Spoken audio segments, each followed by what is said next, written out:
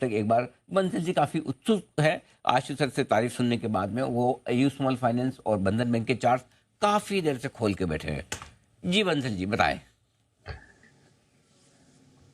नहीं नहीं अनिल जी, मैं इतना भी उत्सुक नहीं हूँ। मतलब कि तारीफों से अनिल जी पेट नहीं भरता अनिल जी। हाँ। बट बंधन बैंक के बारे में एक चीज बोल दूं अनिल जी कि टेक्निकल चक्कर बहुत खराब है। मतलब कि it might be the first bank, private sector bank, PSU bank जो अपने कोविड लॉस को तोड़ेगा।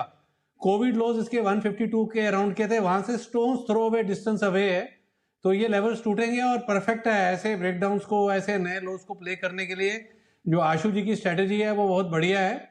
और आशु जी बाजार में दो दो हाथों से लड़ने की बात कर रहे हैं, बट मेरे को कुणाल जी को नाराज नहीं करना है। वो ऑलरेडी मतलब कि विंडो ब्लैकआउट हो गई थी, चले गए थे और अपने आप को चार्ट्स का भीष्म पितामह भी मानते हैं। तो एयू स्मॉल फाइनेंस बैंक के लिए मेरा कुणाल जी से आग्रह है वो इस पर उत्तर दें। बिल्कुल देखना होगा कुणाल जी हमारे साथ जुड़े कि नहीं, लेकिन ओके चलिए कुणाल जी, एयू स्मॉल फाइनेंस पर कुछ राय बन रही है आपकी?